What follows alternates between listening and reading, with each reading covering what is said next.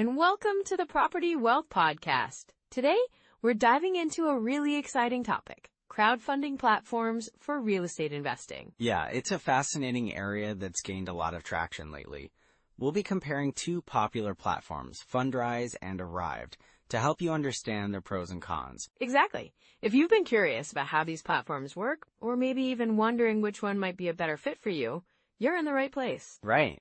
It's all about finding those tools that can help you build wealth, especially for those of us over 40 who are looking to secure our financial future. We'll cover everything from how each platform operates, to their fees, investment options, and even the potential returns you could expect.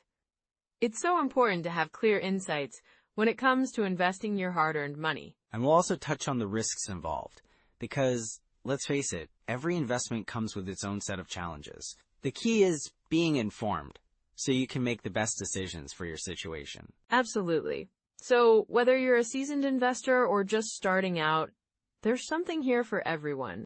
Let's jump right into it, starting with the brief overview of Fundrise.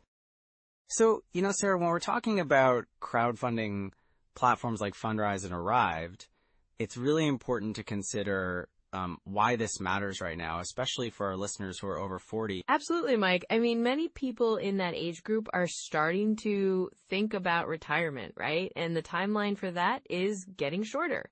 Exactly. It's not just about saving, it's about making your money work for you. With inflation creeping up, traditional savings accounts just aren't cutting it anymore. I mean, if you look at what inflation has done over the last couple of years, it's really eaten into the purchasing power of your savings. Right. And that can be really scary. I've talked to listeners who are worried that their retirement savings might not be enough.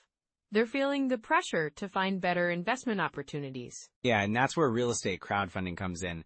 It allows folks to invest in real estate without needing, a huge lump sum of cash. It's like democratizing real estate investment, making it accessible to more people. Exactly. And I've heard stories from investors who started small with platforms like Fundrise. One woman I spoke to, let's call her Linda, she started investing in Fundrise when she was in her late 40s. She just wanted to supplement her retirement income, and now, a few years later, she's really seeing the benefits. That's a great example. Linda was able to diversify her investments without the hassle of managing properties directly. That's crucial for someone who's, busy with work or family obligations. Yes!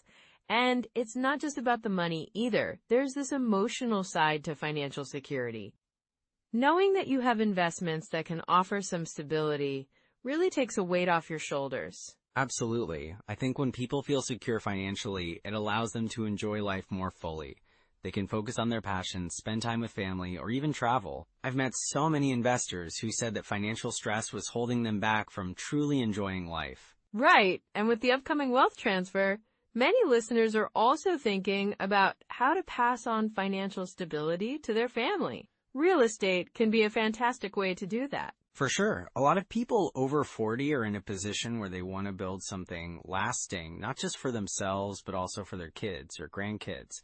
By investing in platforms like Arrived, they're not only creating wealth, but also teaching their family about investing in a tangible way. Yes, and I think it's so important to mention that there are different strategies within crowdfunding. Some platforms focus on residential properties, while others might deal with commercial real estate.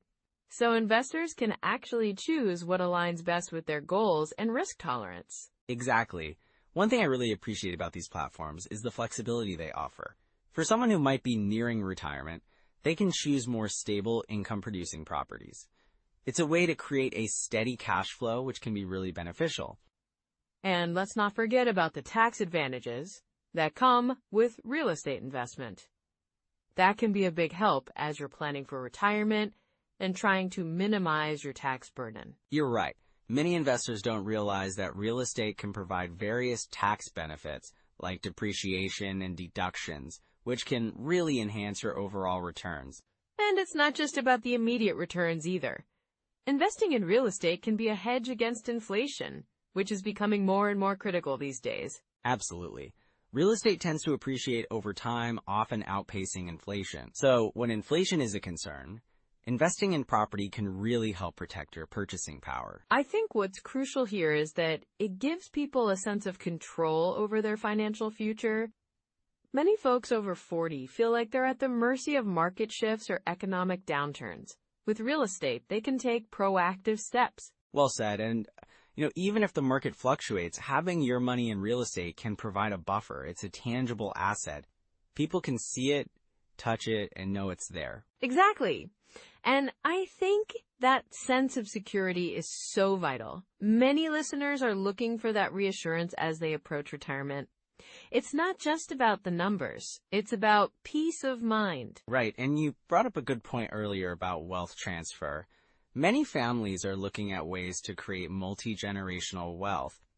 Investing in real estate can be a cornerstone of that strategy. Yes, I've heard from a few investors who are already thinking about setting up real estate investments for their kids. They want to give them a head start, That's a smart move. It's like planting a tree for future generations. They can benefit from the appreciation and income while learning valuable lessons about investing. And to think, all of this can start with a small initial investment. It's really incredible how accessible crowdfunding has made real estate. Definitely. It lowers the barrier to entry. For someone who might be intimidated by the idea of owning a rental property, crowdfunding offers a safer way to dip their toes into the water.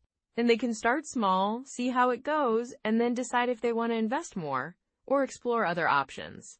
It's a great way to ease into real estate investing. Exactly. And, as we transition into discussing some core strategies, it's important for listeners to remember that these platforms can be part of a larger investment strategy. Yes, and combining crowdfunding with other investment types can really help build a robust portfolio. Let's dive into those strategies next.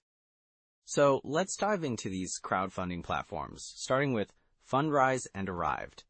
Both have their own unique strengths, Right, I've heard a lot about both, but how do you actually evaluate them when you're considering investing? Great question.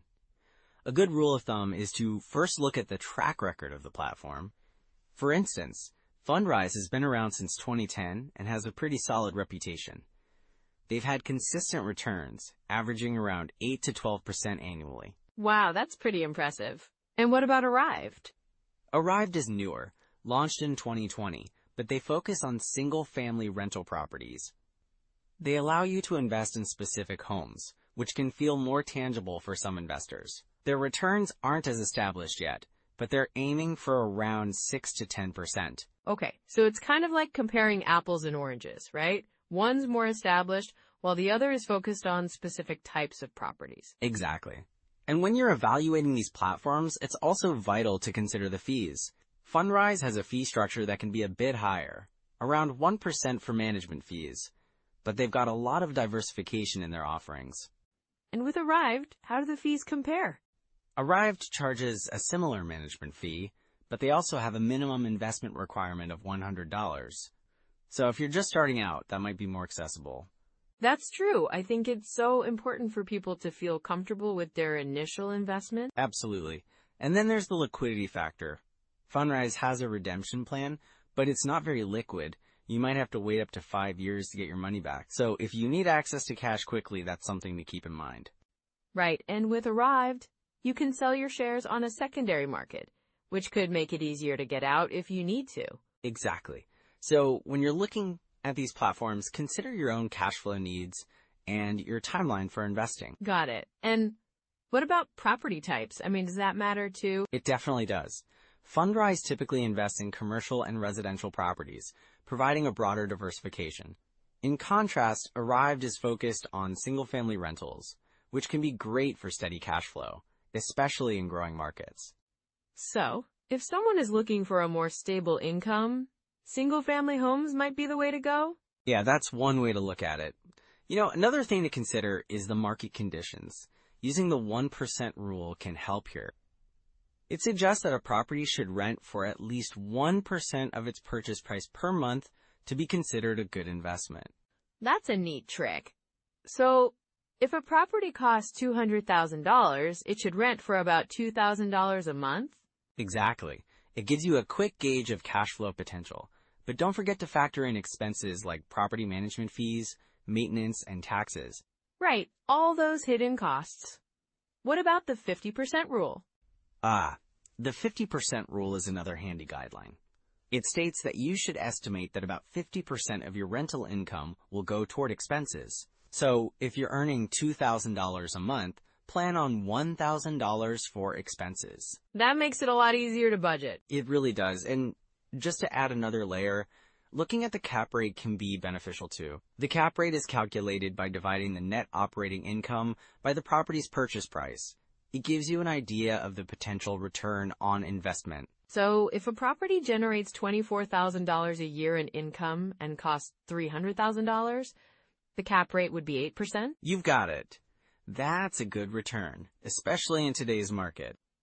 And if you're comparing properties, a higher cap rate generally means a better investment, right? Exactly, but remember to evaluate in the context of the local market conditions. A high cap rate in a declining area might not be as attractive as a lower one in a booming market. That's a really good point. So it seems like having a checklist when evaluating deals is crucial. Absolutely. A deal evaluation checklist could include factors like location, property type, projected cash flow, and your own investment goals. And don't forget about financing options, right? Yes. Whether you're using traditional financing or leveraging crowdfunding, understanding your financing options is key. With crowdfunding, you might not have to worry as much about credit scores, which can be a huge advantage for some investors. And I assume that if you're going the traditional route, you'd want to look at your debt-to-income ratio and overall credit health. Exactly. Lenders will be looking for a solid financial picture, which means keeping your debts low and income steady. So if someone is looking to use a crowdfunding platform like Fundrise or Arrived, they might not need to worry about that as much? Correct. That's one of the benefits of these platforms. You can invest with relatively little hassle compared to traditional property investments. But they still need to do their homework, right? Definitely, it's crucial to understand the platform, the properties they're investing in, and the associated risks. Like any investment, there are always risks involved, right? Exactly. And that brings us to some common pitfalls. You know, Sarah, when it comes to crowdfunding platforms like Fundrise and Arrived, there are a few common pitfalls that investors often stumble into. Yeah, it's so easy to get caught up in the excitement, right? I mean, you see the potential for high returns and suddenly it feels like a gold rush. Exactly. One of the biggest mistakes I've seen is over-leveraging. Investors might think they can just borrow a little more to maximize their investment, but it can backfire quickly. Oh, for sure. Can you give us an example of that? Well, I remember one investor who jumped into a Fundrise deal thinking they could leverage their existing equity, to buy more shares. They ended up borrowing way more than they should have. When the market shifted slightly, their cash flow took a hit, and they were struggling to meet their obligations. So they were basically trapped in a situation where they had too much debt. Exactly. It's like a house of cards. If just one thing goes wrong, it can all come crashing down. And then there are the bad tenants, right? Investors sometimes overlook the importance of screening tenants carefully. Yeah, I've heard horror stories about that. What happened? There was this investor who bought into a rental property through Arrived. They were so excited about the potential rental income that they skipped the thorough background checks. Turns out, the tenants they accepted had a history of not paying on time, so they ended up with months of unpaid rent. Wow, that's tough. It's like they were so focused on getting tenants in that they forgot to protect their investment. Right? And that leads me to another common mistake, ignoring cash flow. Many new investors think that as long as they have tenants, they're in the clear. But it's more complicated than that, isn't it? Absolutely. One case I recall involved an investor who bought a property that seemed like a steal. They didn't account for the high maintenance costs or property management fees. Even with tenants, their cash flow was negative. That must have been a shock. It really was. They had to dip into savings just to keep the property afloat. This brings us to another pitfall, timing the market. Many investors try to predict when to jump in. Oh, the classic buy low, sell high mindset. Exactly. But here's the thing. Nobody can truly time the market. I once knew someone who held off on investing because they thought prices would drop. They ended up waiting too long and missed out on a great opportunity. That's frustrating. So they ended up losing out because they were waiting for the perfect moment? Yes. And in real estate, timing can be tricky. It's better to focus on the fundamentals, like the property's location and potential for growth, rather than trying to guess market trends. And what about hidden costs? Those can really catch people off guard, can't they? Oh, definitely. I remember a case where an investor was thrilled with their Fundrise investment, but they didn't factor in all the fees. By the time they realized it, their returns were significantly lower than expected. So they were kind of blindsided by those extra costs. Exactly. It's crucial to read the fine print and understand all the associated fees, management fees, maintenance costs, taxes, everything. So what are some red flags investors should look out for to avoid these pitfalls? Great question. First, always do your due diligence. If a property looks too good to be true, it probably is. Look for consistent cash flow projections and a solid management plan. And what about tenant screening? Any tips there? Definitely. Use a reliable property management company that has a good reputation for tenant screening, and don't hesitate to ask for references. A thorough background check can save you a lot of headaches down the road. And I imagine understanding the local market is key too, right? Absolutely. Know what's happening in the area. Look at vacancy rates, rental demand, and future development plans. These factors can really affect your investment's performance.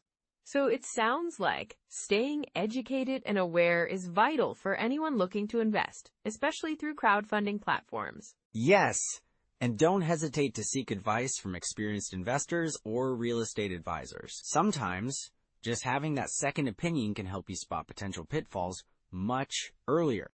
And if someone does find themselves in a tough spot, what can they do to recover? Well, the first step is to reassess your finances.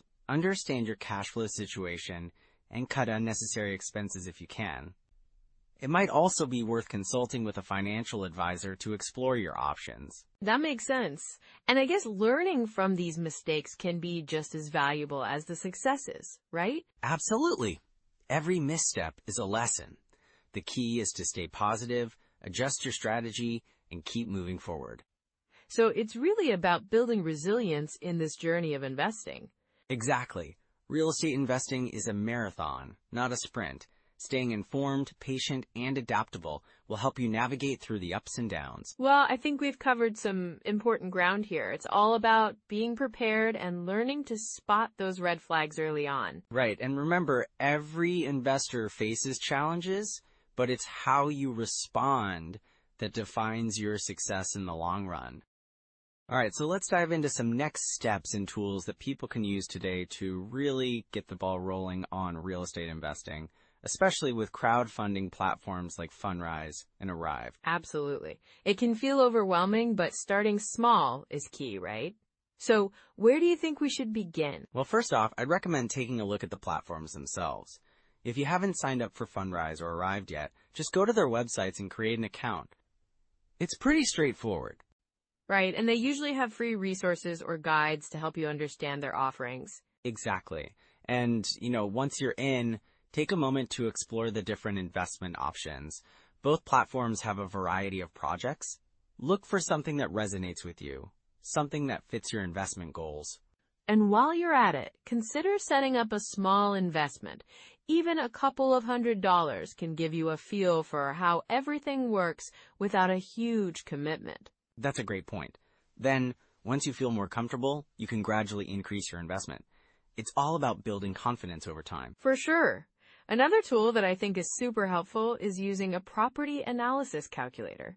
Have you heard of the Bigger Pockets calculator? Oh, absolutely. It's fantastic. It helps you analyze potential deals, whether you're looking into traditional properties or just trying to understand returns from crowdfunding platforms. Yeah, and it's so user-friendly. You can plug in your numbers and see how different scenarios play out. Plus, it's a great way to get into the habit of analyzing properties. Right, and don't forget about apps like DealCheck and Rentometer. They're both really useful for quickly assessing rental income and comparing properties in your desired area. Those are solid tools.